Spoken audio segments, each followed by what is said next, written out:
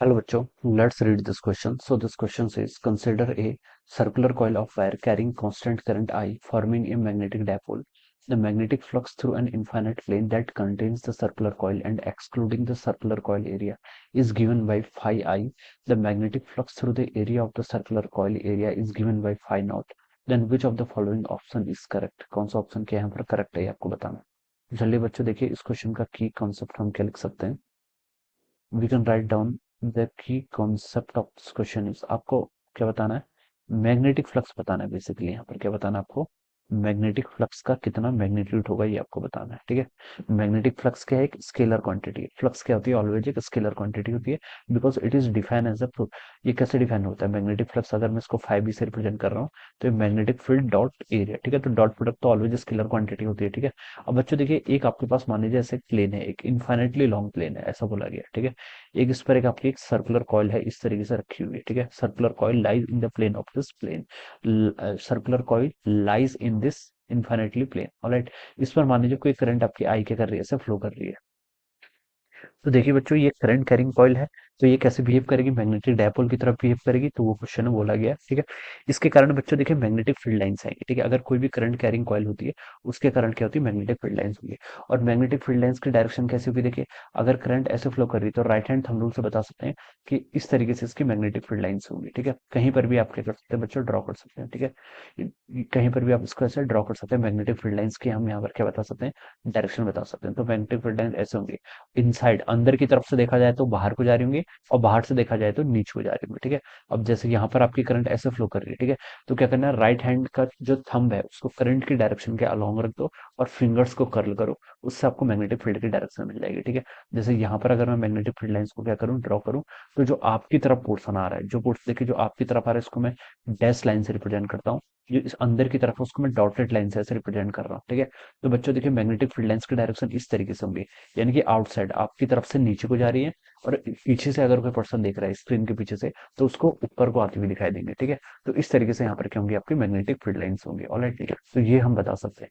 अब उसने देखिए क्वेश्चन में क्या कंडीशन दे रखी है, the magnetic flux through an infinite plane that contains the circular coil and excluding the circular coil area is given by phi I. ठीक है, यानी कि इस रीजन को छोड़ के, ठीक है, जो कॉइल के इनसाइड वाला रीजन है, इस रीजन को छोड़ के आउटसाइड जितना भी बाहर का रीजन है उस पर, ठीक है, जो क्या कर रहा है आपका इस कॉइल के प्लेन को, जो कॉइल को कंटेन कर रहा है उस प्लेन में मैग्नेटिक फ्लक्स की वैल्यू कितनी दे रखी है, फाई आई के इक्वल दे रखी है। ठीक है, अब आपसे पूछा गया कि the magnetic flux through the area of the circular coil is given by phi not.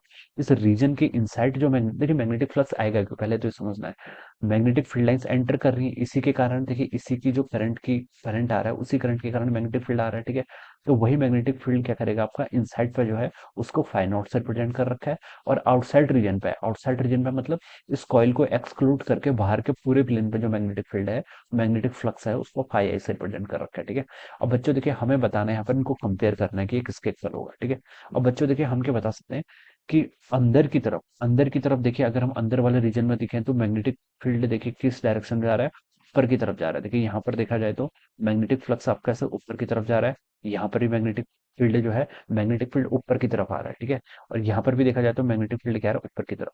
तो मैग्नेटिक फील्ड लाइंस क्या हो रही है, आउटगोइंग है, क्या है, आउटगोइंग है इस रीजन में।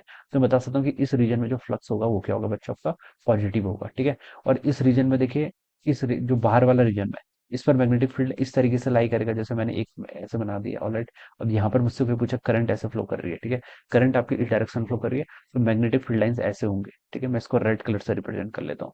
ये this is the direction of the magnetic field lines यहाँ पर क्लोज लूप बनाती है। ठीक है, क्या बनाएंगे, क्लोज लूप बनाती है। ठीक है, ये ऑलवेज क्लोज लूप बना रही है। तो इनसाइड वाले रीजन पर देखा जाए तो मैग्नेटिक फील्ड लाइंस देखिए ऐसे अप की तरफ पॉइंट कर रही है, और आउटसाइड क्या कर रही है, डाउन की तरफ पॉइंट कर रही है। ठीक है, तो अगर मैं एक को इनकमिंग लूंगा तो दूसरे को क्या लूंगा, मैं आउटगोइंग लूंगा।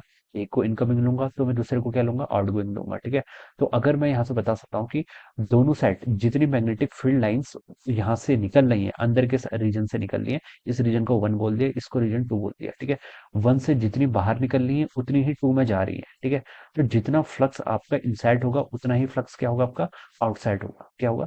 जितना फ्लक्स आपका इनसाइड होगा उतना ही फ्लक्स क्या होगा आउटसाइड होगा। बट मैग्नेटिक फ्लक्स की डायरेक्शन अपोजिट हो जाएगी। बी और ए वेक्टर की जो डायरेक्शन है वो क्या हो जाएगी आपकी अपोजिट हो जाएगी। मान लीजिए मैं इसका पूरा एरिया वेक्टर ऊपर की तरफ कंसिडर करता हूँ, तो इसका फ्लक्स पॉजिटिव आएगा तो इसका फ्लक्स क्या आना चाहिए? नेगेटिव आना चाहिए। लेकिन दोनों का मैग्नीट्यूड इक्वल होगा क्योंकि equal number of magnetic field lines क्या कर रही है, जितनी इसको लीव कर रही है सर्कुलर कॉइल वाले पोर्शन को, उतनी ही प्लेन को क्या कर रही है, इनकमिंग है उसके लिए। ठीक है, तो हम बता सकते हैं कि दोनों का मैग्नीट्यूड इक्वल होगा बट डायरेक्शन अपोजिट होगी। तो फाई आई किसके इक्वल होगा आपका? माइनस फाई नॉट के इक्वल होगा।